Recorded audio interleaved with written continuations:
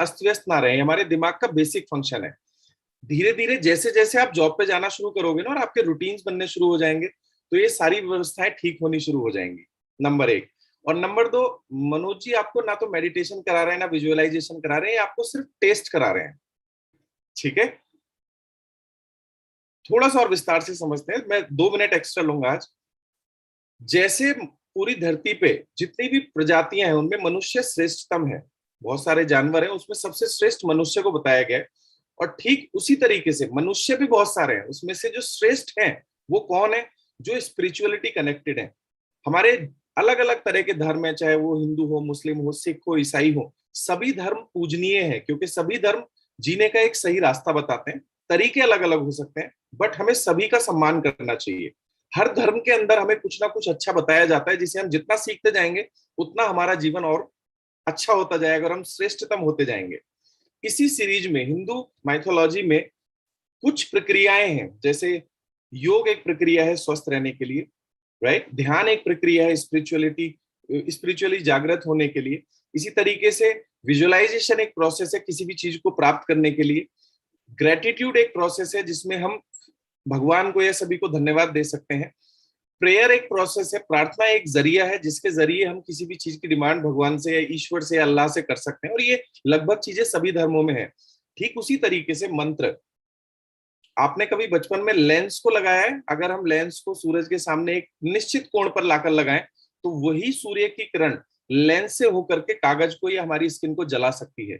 ठीक इसी तरीके से मंत्रों का योगदान होता है। मंत्रों का यदि सही तरीके से उच्चारण किया जाए और सही समय पे उच्चारण किया जाए, तो दोस्त अग्नि को प्रज्वलित किया जा सकता है, वर्षा को बुलाया जा सकता है। और ये जो अ, मनोज जी होम हिम श्रीम मंत्र सुबह करवाते, पता है क्या है? ये कुबेर का मंत्र है। इस धरती पे हिंदू माइथोलॉजी के हिसाब से जो धन और जितनी भी मटेरियलिस्टिक चीजें हैं, चाहे वो ऑडी, बीएमडब्ल्यू, जेसीबी, हाथी घोड़ा कुछ भी हो, इसकी क्रिएटर है माँ लक्ष्मी। और इसके कस्टोडियन यानी जो लोगों को देंगे, कितना देंगे, इस बात का निर्धारण कुबेर करते हैं। और कुबेर के 4 मंत्र हैं, जिसमें से सबसे इफेक्टिव जो मंत्र है, मनोज मिश्रा जी चुपचाप सुबह करवा देते हैं आपको। और अगर ये मंत्र हमारे दिमाग में आ गया, अगर ये मंत्र हमारे मन में बस गया, तो हम जो भी कर्म करेंगे उनके ज्यादा रिजल्ट मिलने शुरू हो जाते हैं। ये ठीक इसी तरीके से, मान लो मुझे दिल्ली से रायपुर आना है, तो एक तरीका है मैं साइकिल से आऊं, एक तरीका है मैं बस से आऊं, दूसरा तरीका ट्रेन से आऊं राजधानी से, और चौथा फ्लाइट से आऊं, राइट? तो मंत्र ऐसे समझो जैसे दिल्ली से रायपुर फ्लाइट से जाऊं, आराम से मस्ती से, और 2 घंटे में पहुंच जाएंगे। ठीक, तो ये मंत्र का जो सुबह सुबह मनोज मिश्रा जी जाप करवा देते हैं, अभी आपको अंदाजा नहीं है आपकी लाइफ। जैसे कुछ लोग बोल रहे थे ना, मेरे घर में सुख शांति आनी शुरू हो गई है, किसी ने बोला मेरे प्लान दिखाने से ज्वाइनिंग ज्यादा आ रही है, ये तो अभी और बहुत ज्यादा कई गुना बढ़ सकता है अगर हम इस मंत्र को दिन में बार बार सुने तो, राइट? आज हमारे पास यूट्यूब है, इंटरनेट है, मोबाइल है, कुछ अच्छी चीजें हैं इस तरह की जो डाउनलोड कर लीजिए। और जैसे नवीन ने बोला मैं जॉब जाता हूं तो मैं कर नहीं पाता हूं, तो इन कुछ चीजों को आप डाउनलोड कर लीजिए। जैसे मनोज मिश्रा जी जो सुबह को वीडियो दिखाते हैं जिसमें बड़ी बड़ी गाड़ियां और वो सारी चीजें, ये सॉन्ग आप डाउनलोड कर लीजिए, मुझे तुमने दाता बहुत कुछ दिया है, ये मंत्र डाउनलोड कर लीजिए। और जब भी मौका लगे आ जाइए वापस अपनी उस सच्ची समृद्धि की तरफ। तो thank you so much Manoj भाई, दिल से बहुत बहुत धन्यवाद। आप 1 घंटे के अंदर हमें स्पिरिचुअली जागृत भी कर रहे हैं, ध्यान भी करवा रहे हैं, विजुअलाइजेशन भी करवा रहे हैं, मंत्र का जाप भी करवा रहे हैं। अपने आप में बहुत अमेजिंग चीज है। और ये 1000 लोग जितने भी सुबह कनेक्टेड रहते हैं ना, धीरे धीरे ग्रेजुअली ये सभी लोग देखेंगे कि इनके सोचने के स्तर, इनके काम करने के स्तर और इनके बेहतर जीवन शैली धीरे धीरे और अच्छी होती चली जाएगी। सो दिल से सैल्यूट। थैंक यू सर, बेशक थैंक यू सो मच। समय की कमी होती है, आप थोड़ा थोड़ा करवा रहे हैं, मैं लेकिन रिक्वेस्ट करूंगा सभी लोगों से इन सभी चीजों को ज्यादा करें। जब भी समय मिले, जब भी मौका लगे, रात को सोने से पहले, दिन में जब भी समय मिले, तो आप इन सब चीजों को रिपीट करें, और कभी डिटेल से इसके ऊपर सेशन भी करेंगे। Thank you so much once again दिल से। और अब आगे का सेशन जो वंस अगेन हमारे सबकॉन्शियस माइंड को ट्रेन करता है, हम किसी सफल व्यक्ति को सुनते हैं जिसने वाकई में काम करके अपनी सफलता हासिल करी है। और ऐसा सुनने से हमारे दिमाग की प्रोग्रामिंग होती है कि जब ये कर सकता है तो मैं भी कर सकता हूं। इसी सीरीज में हमारे पास एक बहुत ही शानदार लीडर है, एसके दास जी। इन्हें कुछ दिन पहले आना था, बट अनफॉर्चुनेटली इनकी तबीयत खराब हुई। और जैसे कि एक वेस्टिजियन कमिटेड है, या तो वो हॉस्पिटल में होगा, नहीं तो वो अपनी मीटिंग में होगा। तो वो हॉस्पिटल में थे, इसलिए हम उस दिन उनको नहीं सुन पाए, और हम सब लोग उनकी स्टोरी को सुनने के लिए बेताब हैं। और मैं उनके बारे में थोड़ा सा बताऊं, भाई अभी लेवल की बात करें तो क्राउन डायरेक्टर है, 2 लाख रुपए हाईएस्ट इनकम आ चुकी है, विदेश यात्रा कर चुके हैं, गाड़ी ले चुके हैं। इससे पहले बहुत लंबे समय तक इन्होंने अपनी दुकान चलाई, मेडिकल स्टोर, इसके साथ ही साथ एलआईसी का बिजनेस किया, और वेस्टीज में आए तो वेस्टीज में सफलता की नई कहानियां लिखी। ज्यादा विस्तार से हम उन्हीं के थ्रू जानेंगे, तो मैं आप सब लोगों की जोरदार तालियों के बीच इनवाइट करता हूं एस के दास जी को। Sir, over to you.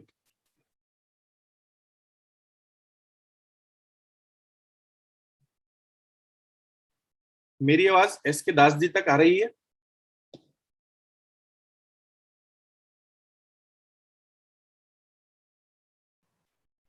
Yes.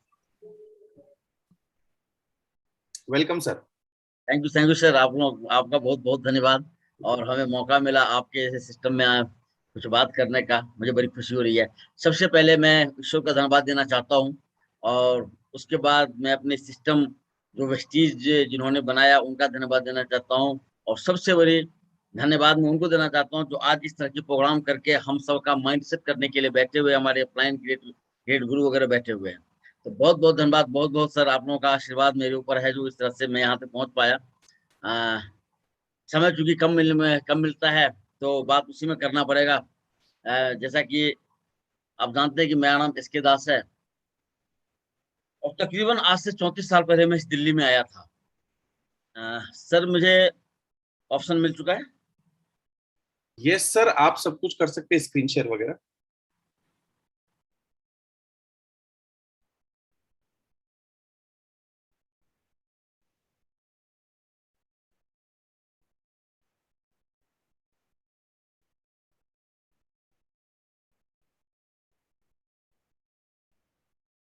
34 साल पहले मैं दिल्ली में आया, लेकिन दिल्ली में आने के बाद मैंने बहुत सारा काम किया।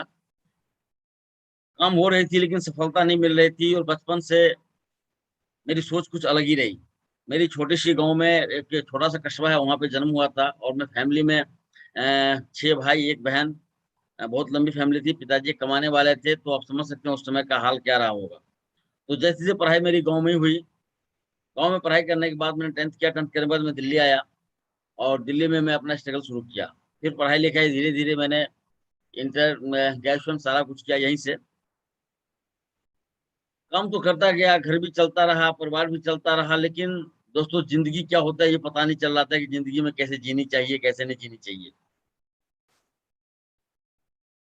तो हमने बहुत सारा काम किया, कई दुकान किया, कई बार नौकरी की, लेकिन सच्चाई अगर बताऊं तो सेटिस्फैक्शन कहीं से मिल नहीं रही थी। कई सारी कंपनियों में काम किया, उसी बीच में शादी वादी भी हो गई, बच्चे भी आ गए, और लोड ज्यादा बढ़ गया, खर्च ज्यादा होने लगे, पैसे की आमदनी कम होने लगी। फिर मैंने एक छोटी सी दुकान खोली। वो दुकान भी कुछ दिन चली, फिर सेंटर खोला, वो भी कुछ दिन चली, वो भी बंद हो गया। एक्चुअली मैं नौकरी के पक्ष में था नहीं, क्योंकि मुझे एक जो शुरू से थी कि मैं किसी के अंदर काम नहीं कर सकता। मैं अपनी सोच के अनुसार काम करूं, मेरा मालिक कोई ना हो, मैं खुद का एक मालिक बनूं। लेकिन संभव नहीं हो पाता था। नौकरी में करता था, 1 साल 6 महीना करता था, छोड़ देता था, फिर मैं कहीं ना कहीं कोई काम करता था। इस तरह से मैंने बहुत सारा काम किया। लास्टली आकर के मैंने एलआईसी ज्वाइन किया। वहां भी एलआईसी किया तो कुछ हमारे दोस्त यहाँ एलआईसी के बैठे होंगे, शायद बुरा लग जाए, बुरा ना लगे, मैं क्षमा चाहूंगा। एलआईसी में मुझे ये लगा कि यार, जब किसी के पास आप प्रीमियम प्रीमियम लेने के लिए जाते हैं, उनके पास पैसे नहीं होते, तो कहते भाई साहब कल आ जाना, परसों आ जाना, 10 दिन बाद आ जाना। और जब उस समय से आप एक दिन के लिए कहीं बाहर जाते हैं, और उनके पैसे उनके पास आते हैं, और आप 2 दिन के बाद पहुंचते हैं, तो कहते भाई साहब ये तो बहुत गलत बात है। यानी वो आपके ऊपर इतना ज्यादा ये चढ़ जाते हैं कि लगता है कि यार इनका मैं नौकर बन गया। तो ये सब चीज मुझे अच्छा नहीं लगता था। फिर मैंने एक मेडिकल शॉप खोली, और एलआईसी वहीं से चलती रही, बस अपना जो मेरा आईडी था उसको बरकरार रखने के लिए।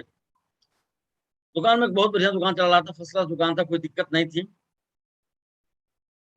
मेरी लाइफ वहां से टर्निंग हुई।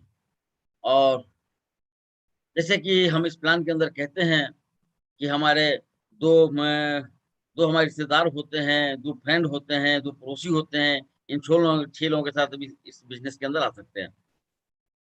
तो मेरे मामा जी हैं नवीन कुमार कर्ण, मैं चाहूंगा उनके लिए एक बार जरूर धन्यवाद करें, तालियां बजाएं, क्योंकि उन्होंने मुझे इस सिस्टम में लाया। और वो मेरे दुकान पर पहुंचे और उन्होंने मुझे बहुत सारा कुछ बताया इस प्लान के बारे में। लेकिन जैसा कि आप जानते हैं, जो कहाँ रहती है वो तो दिमाग से निकल जाती है। लेकिन मैंने एक बात सोची कि चलो कोई बात नहीं, अगर आप ये आए हैं तो इनकी बात तो रखनी पड़ेगी, क्योंकि मामा जी हैं।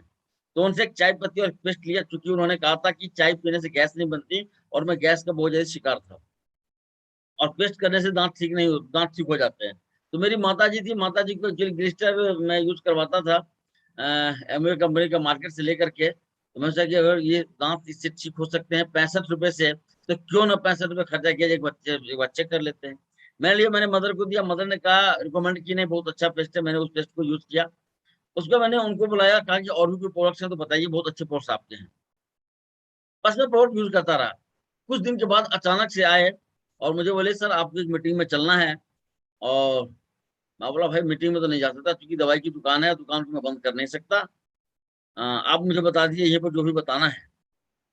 उन्होंने जिद करने लगे। लेकिन मैं बताऊं एक बात, कि हम लोग जब किसी को ज्वाइन करते हैं तो सामने वाले पर एहसान जताते हैं, ऐसा होता है। और मैं भी शायद यही किया था। और मैं लास्ट संडे को, दुकान की छुट्टी होती है, लास्ट संडे को ये आए थे और उन्होंने कहा था कि आपको बाली नगर चलना है। मैं बोला चलिए, आप कहते हैं तो दुकान बंद कर दूंगा मैं, मुझे दुकान तो बंद करनी थी। तो मैंने एक एहसान सोच के कर रहा था, उनके ऊपर मैंने एहसान कर दिया, चलो आप कहते हैं दुकानदारी खत्म, मैं चल रहा हूँ। मैं दोस्तों बाली नगर गया, वहां बहुत सारे लोग बैठे थे, मीटिंग हॉल थी, मैं पीछे आकर बैठ गया, सबकी बात सुन रहा था। लेकिन मेरे दिमाग में ये सब घुस नहीं रही थी कुछ बात है। उनकी बातों से मैं आया जरूर था, और कुछ सोचने की, कुछ सीखने की कोशिश तो थी मेरी, कि चलो क्या होगा क्या नहीं, कुछ ना कुछ तो मिल ही जाएगा। तब कोई बोलकर गए। जब टेस्टिमोनियल होती है उसमें में कई सारे लीडर्स आए और उन्होंने कहा कि मुझे साल भर हुआ है मैं 1 लाख कमाता हूँ, 2 साल हुआ है मैं 2 लाख कमाता हूँ, 6 महीना हुआ मैं 50,000 कमाता हूँ। तो मुझे, चूंकि लोगों की सोच जो है ना, कंप्लीटली होता था नेटवर्क मार्केटिंग के प्रति था।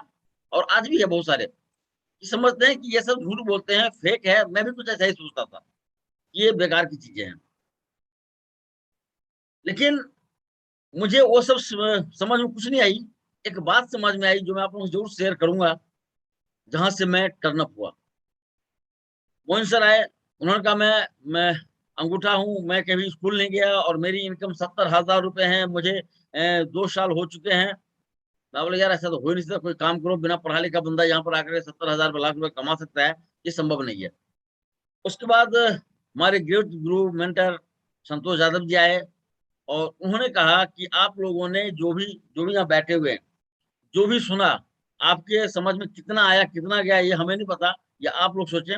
लेकिन मैं एक बात आज कहना चाहता हूँ, उनकी इनकम उस समय 2 लाख रुपए हुआ करती थी, आज से 6 साल पहले। और उन्होंने कहा कि आप लोग जो भी चीज कीजिए, डॉक्टर इंजीनियर जितने भी लोग बैठे हुए हैं यहाँ पे, उनके लिए जरूर ये बात, उनके लिए जरूर है कि ये जरूर सुने। दोस्तों, आज अगर आपके ऊपर फैमिली डिपेंड है, आप कोई भी काम कर रहे हो, अगर आपके साथ कुछ ऐसा होता है मिसहैपनिंग, जिंदगी मौत सभी के साथ होती है, तो क्या आपका परिवार, आपका जो बिजनेस है वो बिजनेस को डील कर सकता है? आप अगर डॉक्टर है तो क्या डॉक्टर बन सकते हैं? अगर इंजीनियर है तो क्या इंजीनियरिंग की जॉब कर सकते हैं? मेरे दिमाग में सीधा ये बात पहुंची कि यार मेरी दुकान है, क्या कल को अगर मेरे साथ बाकी में कुछ ऐसा होता है तो क्या मेरी दुकान मेरी फैमिली चला सकती है? जवाब मिला नो। सर, जवाब जब नो मिला तो मैंने उसी सन एक डिसीजन लिया और सोच लिया कि आज के बाद से मुझे वेस्टीजी करनी है, दुकान को मुझे सोल्व आउट करनी है। मैं वहाँ बाहर आया, मैं वहाँ फिर मिला उनसे, थोड़ा सा प्रोग्राम किया। मेरे गुरु उस समय में अपलाइन हुआ करते थे कि विनोद जी, जो मुझे सिखाते थे, कुछ दिन सिखाने के लिए आए थे, फिर बाद में पता नहीं राजस्थान शिफ्ट कर गए। उनसे मैंने सारा प्लान को समझा, मैं अपने घर बुलाया, घर बुला करके उनसे कुछ प्लान लिया। एक सप्ताह के अंदर सर मैंने उस दुकान को सोल्ड कर दिया। अब आप सोच सकते हैं, अगर दुकान मैंने सोल्ड करी होगी तो किस तरह का माहौल मेरे घर में या बाहर हुआ होगा। बहुत सारे चैलेंज आए उसके बाद में।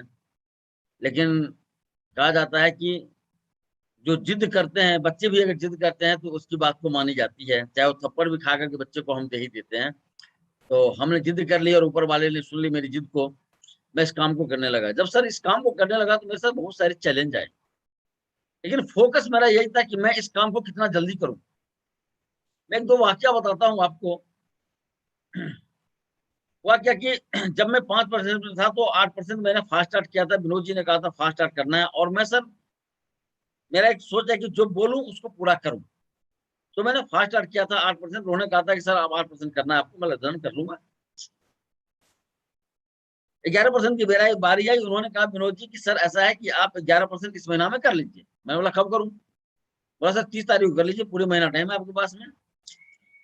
सॉरी। मैंने बोला सर अगर 25 को कर दूं तो कैसा रहेगा? उन्होंने कहा बहुत अच्छा रहेगा। और सर बात आई गई, खत्म हो गई, काम होता रहा, भागता रहा। उस समय टीम थी नहीं, 2 4 5 10 टीम थी। तो 25 तारीख की बात है, मेरा जो पीवी हुआ था वो लगभग 1300 पीवी हुआ था, और 2001 पीवी में 11% हुआ करता था उस समय में। 700 पीवी मुझे कम थे। 24 तारीख हो चुके थे, मेरे दिमाग में चल रहा था यार 25 तारीख कल होने वाली है, और मैं कमिट कर चुका हूँ विनोद जी से कि मुझे 11% पे जाना है। अब मेरे समझ में नहीं आता क्या करूं। दोस्तों आज ये मैं स्टोरी बता रहा हूँ, लेकिन उसमें मैं पता नहीं कैसे हो गया, मैं आज भी उसको विजुलाइज करता हूँ, मुझे बड़ा आश्चर्य लगता है किस तरह हुआ था। तो हुआ यूं कि सुबह हुई, जैसे आज भी बारिश हो रही है मेरे घर के बाहर में निकला था, तो इसी तरह सुबह निकला 5 6 बजे, और देखा कि बारिश हो रही है 25 तारीख। 1 घंटा मैंने वेट किया, बारिश रुकी नहीं। फिर मैंने अपना जो रेनकोट वगैरह होता है वो लेकर के गाड़ी पर बैठा, पन्नी उन्नी से लपेटा, वो बैग को लेके चल गया। दोस्तों अनबिलीवल, 2 बजते बजते मेरे पास लगभग 10 से 12 हजार रुपए आ चुके थे परचेजिंग के, कलेक्ट कर चुका था मैं।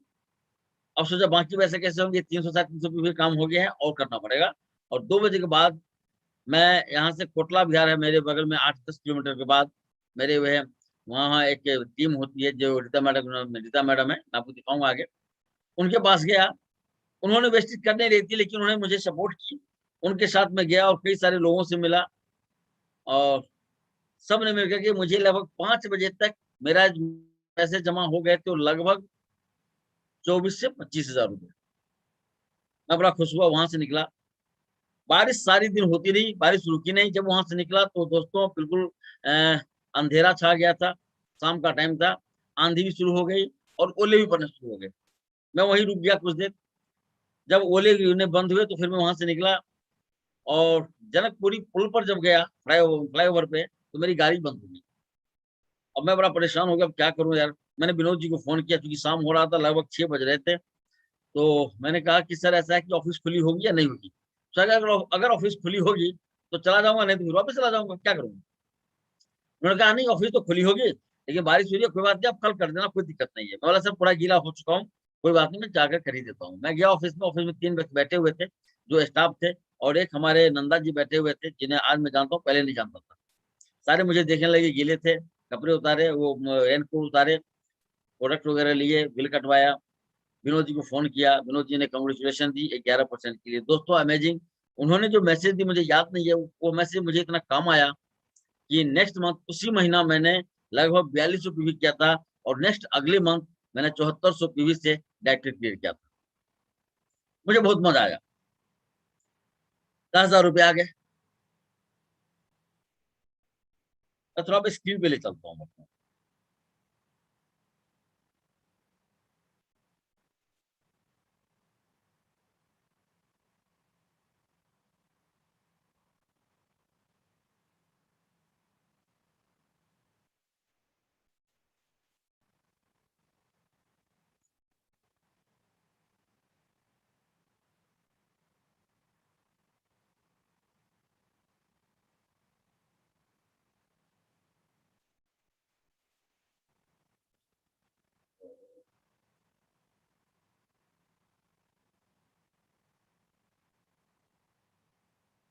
सर ऊपर सबसे ऊपर ना लिखा हुआ है लाल रंग के बैकग्राउंड में, फाइल होम इंसर्ट, उसमें व्यू होगा।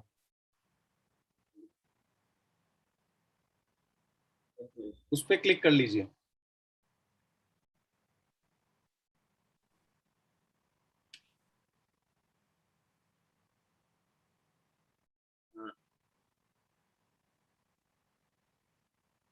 कर्सर जो मेरा काम नहीं कर रहा है।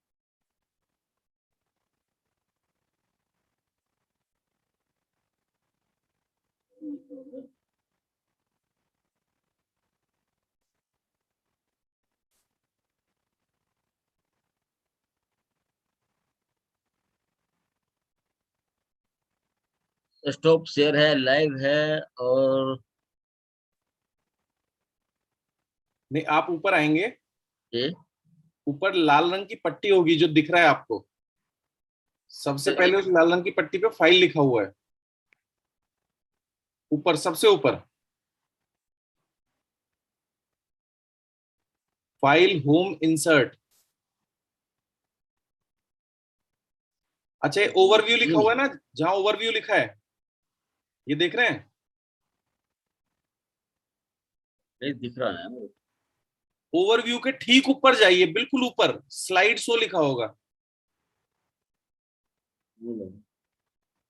एक सेकंड, सॉरी, मैं दोबारा से आता हूँ।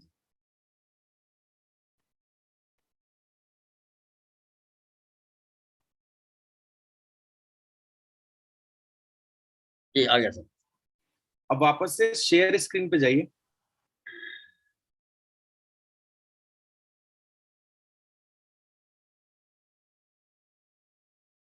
तो वही हो गया।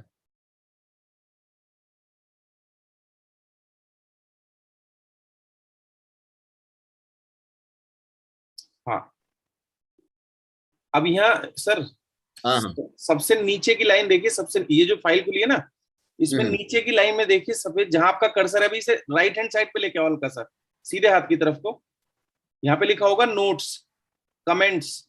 हाँ है, नोट्स इससे नोट्स। आगे जाओ, यहाँ पे और आगे, बस बस, और थोड़ा सा, थोड़ा सा, थोड़ा सा, और थोड़ा, और थोड़ा, बस इस पे क्लिक कर दीजिए। परफेक्ट। ये मेरे माता पिता हैं। जी। ये क्या हो जाता है बार बार?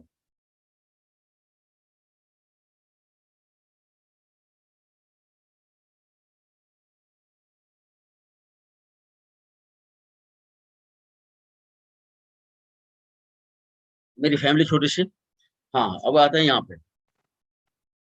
सबसे पहले धन्यवाद देना चाहता हूँ मैनेजमेंट को कि बहुत बढ़िया इन्होंने इस तरह का विजनरी मैनेजमेंट बनाया कि किसी को भी कामयाबी बनाने के रास्ते पे लेके आ रहे हैं, और कई सारे लोग कामयाब होते भी जा रहे हैं। दोस्तों, मेरा मानना है कि ड्रीम जो होता है, सक्सेस सक्सेस पाने के लिए ड्रीम जरूरी नहीं होती है, जरूरी होती है उसकी प्लानिंग करना। अगर प्लानिंग करते हैं तो 100% ड्रीम पूरी होती है। ये मेरे नवीन करण जी हैं, जो मेरे सिस्टम में लाए थे, और ये अजय, दोनों के साथियों से आए थे। ये हमारे मेंटर हैं राज सर और ये मोहिन सर। ये हमारे सपोर्टिंग अपलाइन है अरविंद कुशवाहा, रीता कुमारी, पवन कुमार, निर्मानंद। तो ये रीता कुमारी यही कोटला बिहार में थे। तो मैं जब डायरेक्टर किया, मुझे बड़ी खुशी हुई, और मेरी पहली इनकम 6 रुपए की थी। तो काम चलता रहा, जैसा भी रहा बहुत बढ़िया रहा, चैलेंज आते रहे। उसी बीच में मेरे साथ एक और हादसा हुई, मैं उसको जरूर क्लियर करूंगा आप लोगों के सामने। हुआ यूं हुआ यूं कि विनोद जी ने कहा कि सर ऐसा है, बाली नगर में बहुत ज्यादा मीटिंग होती है, वहाँ बाली नगर होती है और एक लाजपत नगर होती है, और हम लोगों को ट्रेनिंग में दिक्कत होती है, तो मैं चाहता हूँ कि कहीं नजदीक में कर लो मीटिंग। बोला बहुत अच्छी बात है, कर लीजिए, क्या दिक्कत है। मैंने एक मीटिंग रखी, राधे राधे रेस्टोरेंट यहाँ पर है, 200 रुपये घंटा लेता है, वहां पे 3 घंटे के लिए बुक करी, और 4 बजे का टाइम था। उनसे मैंने कहा कि सर 4 बजे आपको आना है। बोला ओके डन। मैं सर आना शुरू किया। लोग बाग आ गए, 50 लोग आए थे उसमें। जब मैंने पौने 4 बजे उन्हें फोन किया, तो कहते हैं सर मैं तो याद नहीं रहा, मैं तो गाजियाबाद हूँ। बोला सर ये मीटिंग हुई कैसे, मैंने कभी सेंटी करी नहीं है, और मुझे आपकी जरूरत है। सर मेरे लिए बड़ा मुश्किल था कि दवाई दुकान बंद कर दिया था, उसमें अगर होता तो मैं कहता कि यार दवाई दुकान अब थोड़ी, इस काम को दुकान ही कर लेते, क्योंकि जब कोई सपोर्ट करने वाला व्यक्ति मुझे नहीं है तो फिर बेकार है काम करना।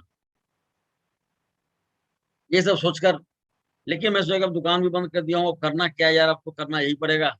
लास्टली मैंने एक फैसला लिया कि विनोद जी आज के बाद मैं आपको याद नहीं करूंगा इस बिजनेस के लिए, अब मैं खुद ही काम करूंगा, जैसे भी होगा, चाहे वो जो होगा। मैं काम करना शुरू किया, काम करना शुरू किया दोस्तों। मेरी जिद बन गई, और उस काम को करते हुए 3 साल गुजर गए, बहुत ज्यादा दिक्कतें हुई। 3 साल गुजरने के बाद मेरी इनकम आई लगभग 50,000 रुपये की, और 3 साल पूरे, 2 महीना बाकी थे, तो 3 महीना 3 साल में। सब यही कहता था कि अगर आप 3 साल तक सिस्टम में रहते हैं तो आप 1 लाख रुपए के मालिक बनते हैं। और मेरी स्थिति जो बीच में थी उससे भी खराब हो रही थी, क्योंकि खर्चे बढ़ते जा रहे थे। इस तरह ऑफिस में बैठा था, तो एक दिन हमारे अ, अब हमारे ग्रेट अपलाइन में ही आते हैं डीसी राजपूत जी। वो बैठे हुए थे, मैं उनसे यही बात बात कर रहा था कि सर मेरी टीम में क्या करूँ, चूंकि वो अनुभवी लगे, उम्रदार लगे, तो मैं सोचा इनसे बात करना चाहिए। उन्होंने कहा कि सर आपने एसबीसी वगैरह लिया है क्या? मैंने सर एसबीसी होता है क्या, मुझे पता ही नहीं है, क्योंकि मेरी टीम को ऐसा था ही नहीं। मोइन सर से भी मैं सबसे भी ज्यादा बातचीत नहीं हो पा रही थी उस समय पे। उन्होंने कहा आप एसबीसी लीजिए, आपको सब समझ में आ जाएगा। तो मैं बोला सर कहाँ हो गया? बोला कोई नहीं, मैं आपकी टिकट अरेंज करा दूंगा। तो उन्होंने मेरी टिकट अरेंज करी। विवेक सक्सेना सर की नैनीताल में पहली एसबीसी हुई थी, मैं वहाँ गया था।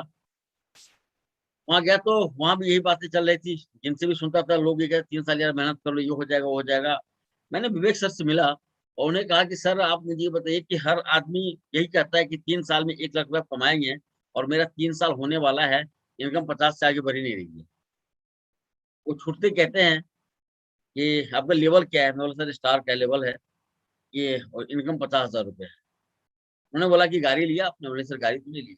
बोला गाड़ी ले लो। सर मैं बोला तो कुछ नहीं, लेकिन मैं मन ही मन सोचा यार ये तो फंसने वाली कहानी होगी। इनकम तो आती नहीं, गाड़ी ले लूं, गाड़ी का भी इनकम, गाड़ी का भी पैसा दूं और काम खराब हो जाएगा। लेकिन सर मैं उनकी बात को सोचता जरूर रहा, क्या कि उन्होंने कहा कि गाड़ी ले लो। लोग कहते हैं कि अपलाइन इज ऑलवेज राइट। उनसे मेरी कोई जाति की दुश्मनी तो है नहीं, अगर अपलाइन होकर ये कह रहे हैं कि गाड़ी ले लो, चलो देख लेते, कोई बात नहीं, ले लेंगे।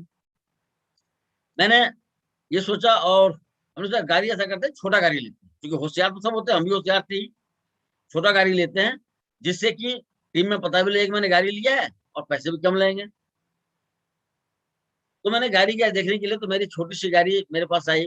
मैं देखा कि बहुत सस्ता गाड़ी है, 4,60,000 की डेटसन रेडिगो। मैंने उस गाड़ी को पसंद किया, और मेरे अपलाइन है अजय जी, उन्होंने भी, दोनों आदमी मिलकर ली कि चलो कम किस्त में आ जाएगी, किस्त भी 7-8 हजार रुपये देना पड़ेगा, और आराम से गाड़ी का किस्त भी निकल जाएगा, लोग समझ भी जाएंगे, गाड़ी आ गई। गाड़ी लिया सर। अब जनवरी 28 जनवरी को मैंने गाड़ी ली थी, और फरवरी काम करने के बाद जो मेरा पे आउट आया था, वो सीधा 95,000 रुपया था। दोस्तों अमेजिंग, मुझे आश्चर्य लगा। और उस दिन से मैं कंप्लीटली फैन हो गया कि अपलाइन आज के बाद से क्या है, गड्ढे में कूद जाओ तो भैया गड्ढे में कूद जाओ, उनकी बात में। उसके बाद से कंटिन्यू फिर डायमंड हुआ, ब्राउन हुआ। मेरी हाईएस्ट इनकम 2,01,000 रुपये की रही। ये सर मेरा इनकम शीट है। पहला साल 15 में काम किया था तो मुझे 83,463 रुपये आए थे। और 2016 में 4,62,000, 17 में 4,00,000, 5,36,000, 18 में 10,89,000, और 2019 में 14,81,000, 20 में 14,24,000। ये पूरा सीट पूरा नहीं भरी हुई है यहाँ तक 21 का। और सबसे बड़ी बात यह है कि ये लॉकडाउन पीरियड में जो 1 साल गुजरा, उसमें मेरी इनकम जो आई वो 14,71,000। दोस्तों इस पेंडेमिक एरिया में हालात में अगर मान लीजिए इस तरह से इनकम आ रही है, तो दोस्तों ये वाकई में बहुत ही बेहतरीन प्लेटफॉर्म है। ये मेरी अचीवमेंट है। ट्रेवल फंड के माध्यम से मैं 2015, ट्रेवल फंड मैंने 1/6/2015 को अचीव किया था। कार फंड मैंने अचीव किया था 1/7/2017 को। और कार परचेज की मैंने 2018, 29/1/2018 को। एक हाउस प्रॉपर्टी ली मैंने, जो 2019 में। फॉरेन टूर मैंने लास्ट किया था 16/2/2020 को, जो लास्ट में गया था कंपनी से। उसके बाद से लॉकडाउन होगी, जा नहीं पाए। और हाउस फंड अचीव मैंने किया है 2020, 10 मार्च 2020 को, जब लॉकडाउन चल रही थी, उसी आवर में। ये मेरे कुछ फोटोज हैं, सेलिब्रेशन वगैरह किए, डायमंड एक्ट में सेलिब्रेशन था। और ये जितने भी मैंने सब लिए थे, मुझे मिला था, जितने भी लेवल मैंने अचीव किया था उस वजह से मिलता था। ये मेरे अवार्ड हैं। ये थाईलैंड गया था, वहाँ के पिक है ये। पूरी ग्रुप गई थी, लगभग 33 लोग हमारे टीम से गए हुए थे। और ये हमारा होटल था, होटल साइन। और बहुत मजा आया था। जो वहाँ जाते हैं उन्हें मजा आता ही, आपको भी मजा आएगा। जो नहीं गए हैं वो जाएंगे, तो वाकई में रियली मैं जाना नहीं चाहता था। मैं कहता था भाई मैं नहीं जाऊंगा, क्योंकि मैं सोचता था कि पैसे मंगा लूंगा। फिर जब यहाँ समझने के बाद समझ में आया कि नहीं यार, लाइफ एंजॉय इसी को कहते हैं, जाना चाहिए। और जब वहाँ गया तो अब तो सोचते हैं हर 6 महीना के 3 महीना पे कंपनी ले चले तो मैं जाने को तैयार हूँ। ये मेरी पहली कार है। और ये छोटी सी कार है डटसन रेडिगो। ये मेरे सपोर्टिंग टीम है, अरविंद कुशवाहा जी, ये रीता मैम है जो कोटला में रहती हैं। रहते हैं। और मेरे टीम के अंदर में आज 40 लोगों ने ये गाड़ियां ले रखी है। सबसे बड़ी अचीवमेंट की बात है, मैं क्या कहूँ मुझे नहीं पता, लेकिन ये जितने भी आप कई लोग आप लोग जानते होंगे, केशव जी, धर्मेंद्र जी, राजेश जी, बहुत सारे लोग हैं जो इन्होंने इस सिस्टम में आकर के गाड़ी लिया है। और सर मैं एक चीज बताऊं कि ये लोग अपने आप नहीं आए थे, इन लोगों को जबरदस्ती लाया गया था। केशव जी ने कंप्लेन भी कर दिया था कि मेरी आईडी बिना पूछे हुए क्यों लगा दिया गया, तो वहां से रिप्लाई आया कोई बात नहीं, लगा दिया गया, परचेज मत करना। लेकिन आप तो जानते हैं कि हम उस चीज में बड़ा चालाक होते हैं, आईडी लगाती है उनको परचेज कर देते हैं, परचेज कर दिया था, आईडी उड़ी नहीं। इनको भी कुछ दिन के बाद समझ में आया और ये आज काम करने लगे और आज इनकी इनकम लगभग 5 लाख रुपए आते हैं। धर्मेंद्र जी मैं परचून की दुकान करते थे, ये भी नहीं आते थे। अरविंद जी हमारे, वो भी नहीं आते, वो अपनी वाइफ के नाम से आईडी लगा ली थी कि ये अगर वाइफ के नाम से लगाऊं तो जैसे बात तो करेंगे नहीं, उनकी बात रख लेता हूँ। तो 40 कार हमारे टीम के अंदर आ गई, बड़ी खुशी की बात है। और कई सारे लोग कमा रहे हैं इस सिस्टम के माध्यम से। और एक सिस्टम ऐसी मिली कि लोगों को सहायता करने का मौका मिला। मैं जब दुकान करता था तो लोग कहते थे यार पागल डॉक्टर है, इसको जाता हूँ दवाई लेने के लिए तो कहता है कि काढ़ा पी लो सर्दी छूट जाएगी। तो मेरी सोच रही कि लोगों की जिंदगी नुकसान ना हो, कहीं से अगर नुकसान हो रही दवाई खाने से तो उन्हें ये दो। तो मैं मेरी ये चाहत थी, मेरी सोच थी कि लोगों की सपोर्ट करूं। ऐसे तो मेरे पास पैसे होते नहीं थे मैं किसी को सपोर्ट कर सकता हूँ। एक माध्यम ऐसा मिला वेस्टीज जहां से मुझे कई सारे लोगों की जिंदगी बनाने में कामयाब हो रहे इस सिस्टम के माध्यम से होते जा रहे हैं। तो मैं अपने आप को बड़ा खुश नसीब समझता हूँ। तो सर छोटी सी स्टोरी है इस तरह से, चूंकि समय कम है तो मुझे उसी में सब कुछ करना पड़ेगा। मैं थोड़ा सा ट्रेनिंग के पार्ट में चलता हूँ, क्योंकि ट्रेनिंग तो अब बड़े बड़े गुरु यहाँ बैठे हुए हैं, उनके सामने मैं क्या ट्रेनिंग दूं। आप लोगों को सारी ट्रेनिंग मिल चुकी है, बाकी फिर भी सर ये सिस्टम, ये जो लीडरशिप का बिजनेस होता है, इस लीडरशिप के अंदर में 9D जो हमारा होता है उस पर फोकस करना बहुत जरूरी होता है। सबसे पहले जब हम काम करते हैं तो मुझे ड्रेसअप में होना बहुत जरूरी होता है। जब ड्रेसअप में होते हैं तो हमें लोग पूछना शुरू कर देते हैं कि भाई क्या करते हो आप। हमें लोगों की डील मिल जाती है, तो हम बात आगे उनसे करना शुरू करते हैं। जब भी हम निकलते हैं तो हमारे पास एक छोटी सी पॉकेट डायरी जरूर होना चाहिए कि जब भी हम कोई बात करते हैं कहीं पे तो आप उसको नोट कर सकें, उस आदमी का नाम, उसका मोबाइल नंबर नोट कर लें। कई लोग क्या करते हैं कि सिर्फ मोबाइल में कर लेते हैं और भूल जाते हैं, लेकिन डायरी में रहेगा। डायरी जब जब हम पलटते हैं तो मुझे याद आती रहती है भाई इन लोगों से बात करनी है। तीसरा होता है डिसिप्लिन। डिसिप्लिन तो लाइफ में चाहिए चाहिए, सिस्टम के अलावा भी। क्योंकि अगर आप डिसिप्लिन के अंदर रहते हैं तो आपकी डुप्लीकेट तब होगी जब आप डिसिप्लिन के अंदर रहते हैं। आपकी बात को लोग सुनेंगे, आपको लोग अच्छा कहेंगे। डॉक्यूमेंट्स, जब आप किसी फील्ड में जाते हैं तो आपके पास डॉक्यूमेंटेशन भी होनी चाहिए। आपके पास बैग होना चाहिए, जिस बैग के अंदर बहुत सारी चीज होती है। जो से जब आप मीटिंग में ले होते होंगे तो आपके प्लान बताते होंगे बैग में क्या क्या होनी चाहिए। तो बैग के अंदर डॉक्यूमेंटेशन पूरी होनी चाहिए आपकी, वही बैग हमारी दुकान होती है। डिजायर पूरा होना चाहिए, उत्साह पूरा होना चाहिए आपके अंदर, जो काम करने जा रहे हैं सामने वाला। आपने देखा होगा मोइन सर को, मोइन सर की उत्साह कितनी बड़ी होती है, क्या कुछ भी हो जाए। तो इस तरह से अगर डिजायर होता है तो काम सामने वाला सिर्फ हमें, हमारी बातों को सुनता कम है, हमें देखता ज्यादा है, हमारी हमें फॉलो ज्यादा करता है। तो डिजायर होना बहुत जरूरी है। डुप्लीकेशन के ये बिजनेस है दोस्तों। आप ऊपर से जो हमारे अपलाइन है, जो हमारे एक्टिव अपलाइन है उनकी डुप्लीकेशन करें। इस सिस्टम को डुप्लीकेट करना है, डुप्लीकेट करके ही आप आगे जा सकते हैं सिस्टम के अंदर में। ड्रीम, ड्रीम बिल्कुल बनाना चाहिए। अगर ड्रीम नहीं बनाएंगे तो आप गोल नहीं बना पाएंगे, और गोल नहीं बना पाएंगे तो अचीवमेंट नहीं कर पाएंगे। तो ड्रीम भी बहुत जरूरी है। डिमोशन, हमारे लाइफ में बहुत सारी चीजें ऐसी होती है जो हम डिमोशन की तरफ चलते रहते हैं। उस चीज को अपने दिमाग से निकालना है, एक लीडर का काम होता है। डिमोशन की बातें नहीं करनी होती है। डायमंड यानी आपको हीरे की तरह चमकना होता है। जब हम एक कंप्लीट लीडरशिप करते हैं, इन सब चीजों की हमारी लाइफ में बहुत जरूरी होती है। दोस्तों जब हम काम करते हैं तो how much are you certain about yourself. जब किसी काम को सर्टेनिटी होती है, सर्टेनिटी होती है कि ये काम 100% होगा, आपको पता होता है जितना परसेंट आप सोचते हैं सर्टेनिटी सर्टेनिटी के बारे में, उतना परसेंट आपका काम होता है। 10% अगर जो व्यक्ति, आप ये सोचिए कि जो व्यक्ति सप्ताह में एक दिन कुछ ट्रेनिंग मीटिंग में जाता है, वो 10% सर्टेनिटी है उनके अंदर, ये काम हो सकता है नहीं हो सकता, चलो बात मान लेता हूँ। वो 10% ही जाते हैं तो उनका रिजल्ट 10% ही आता है दोस्तों। जो व्यक्ति सप्ताह दिन जाते हैं, एक सप्ताह जाते हैं, 30% का सर्टेनिटी उनके अंदर है। उनके अंदर विश्वास यह है कि 30% काम होगा, बाकी काम नहीं हो सकता है। वो क्या करते हैं, एक सप्ताह में, महीने में 4 बार चले गए। अपलाइन की बात सुननी है, किसी को बुरा भी ना लगे, और उन्हें विश्वास भी नहीं है, यानी सर्टेन वो नहीं है कि ये काम हो सकता है, ये काम होगा, ये उन्हें पता नहीं है। तो सप्ताह में 1 दिन आ जाते हैं, महीना में 4 दिन आ जाएंगे, 30% काम करेंगे और उनका रिजल्ट भी आप देखें 30% ही आता है। 50%, कुछ लोग सोचते हैं कि काम होगा, काम नहीं होगा, उनकी सर्टेनिटी इतनी है कि काम हो भी सकता है, काम नहीं भी हो सकता है। तो 50% को आपकी मीटिंग में आते हैं, आपके साथ रहते हैं, और 100% जिनके पास सर्टेनिटी है वही आदमी गोल अचीव कर पाता है, वही आदमी ड्रीम अचीव कर पाता है। जैसे कि आप देखें, the person who knew there about certainty, best example है मिस अरुणिमा सिन्हा के बारे में कहा जाता है, आप लोगों को पता होगा। अरुणिमा सिन्हा को पता था कि मैं फतह कर जाऊंगा, मैं वहां चढ़ जाऊंगा, हिमालय पे चढ़ जाऊंगा, एवरेस्ट की चढ़ाई कर पाऊंगा। उन्हें पता था चाहे जितनी भी चैलेंज आए, उस चैलेंज को उन्होंने झेल के, उन्हें चैलेंज पता ही नहीं लगा क्या होता है। तो जब हम काम करने के लिए निकलते हैं तो वाकई में हमें पता ही नहीं होता है कि ये काम करना है। जब हम कोई काम घर में करते हैं या कहीं इमरजेंसी जाते हैं तो हमें आगे पीछे कुछ नजर नहीं आता दोस्तों, हम सीधा वहां फोकस करते हैं और हम वहां तक पहुंच जाते हैं। तो ये मेरी छोटी सी स्टोरी थी। थैंक यू विश्ववेल, आप लोगों ने इतनी देर बैठे, हमें बहुत अच्छा लगा बात करने में। Thank you विश्ववेल।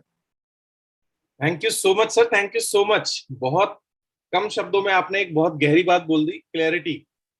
अगर हमें क्लैरिटी है कि ये होके रहेगा, और क्लैरिटी हमें ये है कि अपने ईश्वर के ऊपर भरोसा है कि ये काम मैं और मेरा ईश्वर मिलके हम 100% कर सकते हैं, तो फिर इस दुनिया में कोई ताकत नहीं है जो आपको सफल होने से रोक के दिखा दे। बहुत बहुत धन्यवाद। और बहुत बढ़िया बढ़िया हीरे आप जबरदस्ती पकड़ पकड़ के लाए वेस्टीज के अंदर, केशव जी जैसे, उसके लिए भी बहुत बहुत धन्यवाद। थैंक यू सो मच, आपने अपना कीमती समय सुबह सुबह दिया। और